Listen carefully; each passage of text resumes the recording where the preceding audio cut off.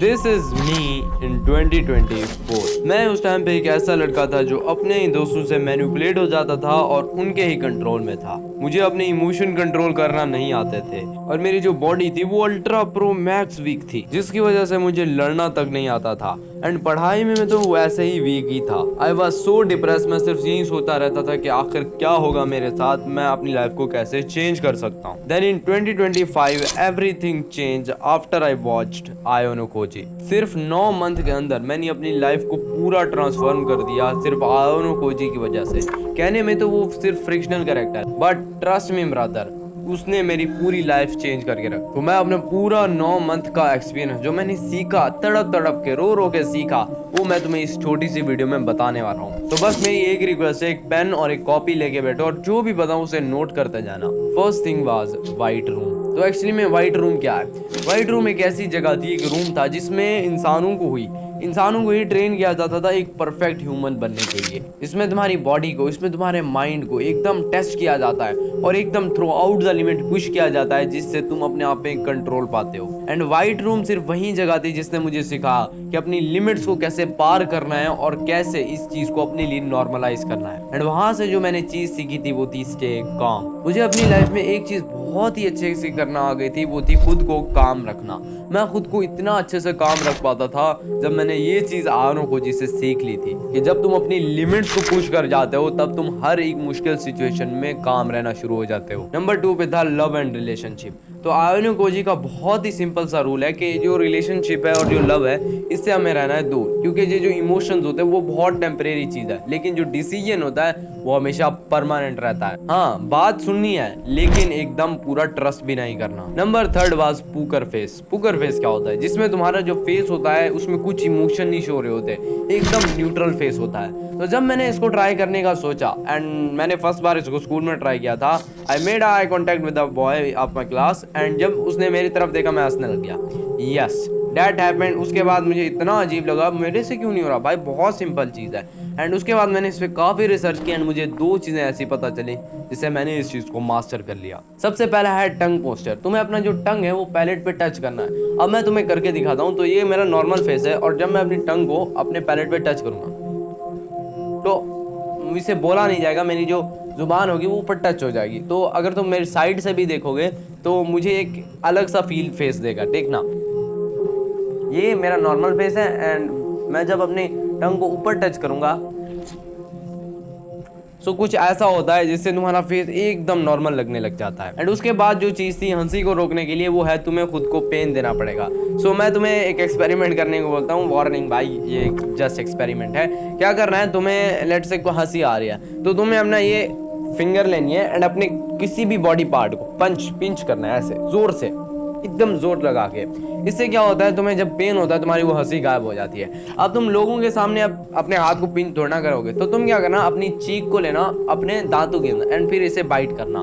इससे क्या होता है, उसी वक्त तुम्हारी जो हंसी होगी वो कंट्रोल हो जाएगी। अगर तुम्हें ना ये चीज थोड़ी अजीब लग रही है, आई नो, तो तुम इसे अभी ट्राई करके देखो, तुम्हारी हंसी रुक जाएगी। उसके बाद है कम्युनिकेशन स्किल। तो कम्युनिकेशन स्किल में एक चीज मुझे अच्छे से सीखने को मिल गई थी कि ज्यादा मत बोलो, ज्यादा सुनो। कम्युनिकेशन क्या होता है, मतलब तुम कैसे बात करते हो। तो आयोनो कोजी की लाइफ में एक चीज बहुत सिंपल से है कि तुम्हें कम बोलना है, जिससे सामने वाला तुम्हारा आसानी से बात सुन पाएगा।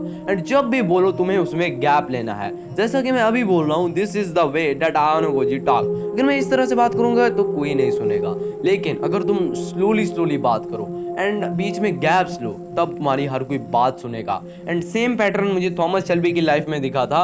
एंड तुम जितने भी एटीट्यूड वाले पर्सन को देख लो, जो भी अपनी लाइफ में कम्युनिकेशन में एकदम परफेक्ट था, उसकी लाइफ में ये पैटर्न था ही था। उसके बाद है मैनिपुलेट द मैनिपुलेटर्स। तुम्हारे क्लासमेट, तुम्हारे दोस्त, तुम्हारे फैमिली मेंबर्स, सारे के सारे तुम्हें मैनिपुलेट करने की कोशिश करते हैं। तो उसके लिए तुम्हें उनको ही मैनिपुलेट करना पड़ेगा। लेकिन क्वेश्चन मेरे लिए ये था कि मैं कैसे फाइंड करूंगा कि मुझे मैनिपुलेट एक्चुअली में कर कौन रहा है। अभी क्या करो, मिरर के सामने खड़े हो जाओ एंड अपने आप से बात करो। सबसे पहले तुमने खुद को सच बताना है, कुछ भी सच बात। उसमें तुम अपना बॉडी लैंग्वेज देखना। फिर तुम खुद को एक झूठ बात बोलो।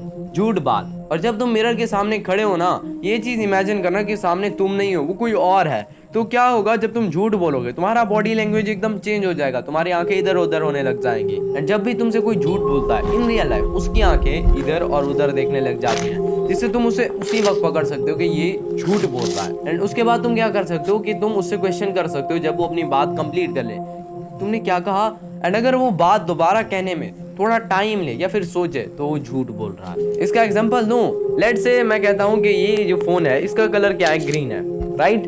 लेकिन अगर मैं तुम्हें बोलूं कि मेरे पास एक फोन है उसका कलर ब्लू है, ठीक है, और तुम मुझसे दोबारा क्वेश्चन करो कौन सा कलर, तो मेरे माइंड में पहले ग्रीन कलर आएगा क्योंकि इसका एक्चुअल कलर ग्रीन है। फिर मैं सोचूंगी इसको तो मैंने ब्लू बताया, फिर मैं ब्लू बताऊंगा। और हाँ, इसको ध्यान से यूज करना, और ये सबसे सीक्रेट ट्रिक है। अब हम बात करने वाले हैं फिजिक की। तो जो व्हाइट रूम था उसमें कोई भी जिम की मशीन कुछ भी नहीं थी, तो उसमें बॉडी कैसे बनाई जाती थी, वो थी होम ट्रेनिंग। होम ट्रेनिंग का मतलब ये नहीं है कि तुम घर पे ही जिम बना लो, नो नो, मतलब तुम खुद को ही घर पे ट्रेन करो। इसका मतलब है कि तुम पुशअप्स करो, पुलअप्स करो, कैलिस्थेनिक कर सकते हो, मार्शल आर्ट होता है वो सीख सकते हो, या फिर स्क्वाट्स, ऐसे वाले एक्सरसाइज कर सकते हो। तो मैं हर वक्त कहता हूँ दी बेस्ट एक्सरसाइज जो तुम्हारे लिए होगी वो है पुशअप, पुलअप एंड स्क्वाट। उसके बाद था हाउ टू फाइट। अब ये एक ऐसा क्वेश्चन है जो हर एक टीनेजर बॉय के माइंड में आता है, क्योंकि किसी को लड़ना एक्चुअली में सिखाया ही नहीं जाता। तो इसके लिए तुम्हें अपने बस एक ही चीज पे फोकस करना है, मूव्स पे। क्योंकि जब भी तुम्हारी लड़ाई होती है, सामने वाले के मूव जो कर रहा होगा, वो जब हाथ उठा रहा होगा, वो अनएक्सपेक्टेड होंगे, तुम्हें नहीं पता चलेगा। इसके लिए मैं तुम्हें एक प्रैक्टिस करने को बोल रहा हूँ, उसको ट्राई करना। तुम्हें अपने हाथ में एक बॉल लेनी है एंड सामने दीवार के खड़े हो जाना है, एंड वॉल पे तुम्हें वो बॉल मारनी है, एंड जब वो तुम्हारे पास आए तुम्हें उसको कैच करना पड़ेगा। लेकिन बॉल जो होगी उसका स्पीड बहुत तेज होना चाहिए, और तुम बॉल के करीब खड़े हो गए ताकि जो स्पीड हो वो और बढ़ सके। इससे क्या होगा, तुम बॉल को जल्दी जल्दी नोटिस कर पाओगे और उसे पकड़ पाओगे, जिससे तुम बॉल के मुंह को नोट कर पाओगे, एंड इससे तुम्हारी फाइट में काफी ज्यादा रिफ्लेक्सिव इंप्रूव हो सकते हैं। अच्छा, इसके बाद था माइंड क्लैरिटी। माइंड क्लैरिटी एक ऐसी चीज है जिसमें तुम्हें होना जरूरी है। मतलब जो तुम्हारी बॉडी है उसके साथ माइंड अगर एकदम इकट्ठे होगा, और जब ये कॉम्बो मिलेगा भाई, मैं कह रहा हूँ कि ऐसा ह्यूमन बन के निकलेगा ना जो व्हाइट रूम में एक्चुअली में प्रिपेयर होता था। तो माइंड के लिए तुम क्या कर सकते हो, मेडिटेशन। अभी ना बैठो, ठीक है, एकदम सीधा बैठ जाओ, अपनी जो कमर है उसको एकदम, अपनी जो पीठ है उसे सीधा करो, एंड उसके बाद अपनी आंखें बंद करो और अपनी ब्रीथिंग पे फोकस करो। अब जब तुम अपनी ब्रीथिंग पे फोकस करोगे इस तरह से, तब तुम 2-3 बार करोगे, 10 बार करोगे, 12 बार करोगे, तुम्हारे माइंड में एक थॉट आएगा, तुम्हारा जो फोकस होगा ब्रीथिंग पे वो हट जाएगा। अब तुम्हारा जो फोकस होगा वो उस थॉट पे चला जाएगा, एंड यही चीज बताएगी तुम्हारे अंदर माइंड क्लैरिटी कितनी है। दूसरी एक्सरसाइज जो तुम कर सकते हो वो अपनी फिंगर को सामने रखो, इस पे फोकस करो और उस पे फोकस करो और कुछ भी मत सोचो। एंड जब तुम इस पे थोड़ा देर फोकस करोगे तुम्हारे माइंड में ऑटोमेटिकली एक थॉट आ जाएगा, एंड यही बताएगा तुम्हारी माइंड क्लैरिटी कितनी है। एंड इसको इंप्रूव करने के लिए तुम्हें इन 2 एक्सरसाइज को करते रहना है। मतलब थॉट आएगा फिर तुम्हें फोकस करना है, फिर थॉट आएगा फिर फोकस करना है, एंड इस तरह से तुम अपनी माइंड क्लैरिटी को इंप्रूव कर सकते हो। ओके, अब ये वाला पार्ट थोड़ा डिटेल होने वाला है, तो इस पे ध्यान देना। पर्सनैलिटी की हम बात करने वाले हैं। Personality is nothing just your body language. देखो, अगर तुम सामने से आ रहे हो और एक रैंडम पर्सन तुम्हें पहली बार देखता है, तो उसको कैसे पता चलेगा कि जो सामने आ रहा है वो उसकी पर्सनैलिटी कैसी है, उसको कैसे पता चलेगा? वो होगा तुम्हारी बॉडी लैंग्वेज। तुम चल कैसे रहे हो, तुम देख कहाँ रहे हो, तुम्हारे बाल कैसे हैं, तुमने छपरी तरह के कपड़े पहने या फिर सिंपल यूनिक कपड़े पहने, तुम कैसे चल रहे हो, तुम छपरियों की तरह चल रहे हो या फिर सीधा चल रहे हो, ये चीज मैटर करती है। तो सबसे पहली चीज है पोस्चर। तुम्हें अपना जो पोस्चर है, तुम्हारी जो पीठ होनी चाहिए वो बिल्कुल एकदम स्ट्रेट होनी चाहिए, जिससे क्या लगता है, सामने वाला कॉन्फिडेंट लगता है। भाई, जब तुम्हारे अंदर एक ऐसा बंदा आ रहा है जिसकी पीठ सीधी है, इसके जो शोल्डर्स हैं वो एकदम दबे हुए हैं, तो वो कॉन्फिडेंट नहीं लगता मेरे भाई। तो उसके लिए बेस्ट थिंग है तुम्हें अपना पोस्चर सीधा रखना पड़ेगा, एकदम ये जो सीना हो ना, तुम्हारे जो छाती हो एकदम खुली हुई हो।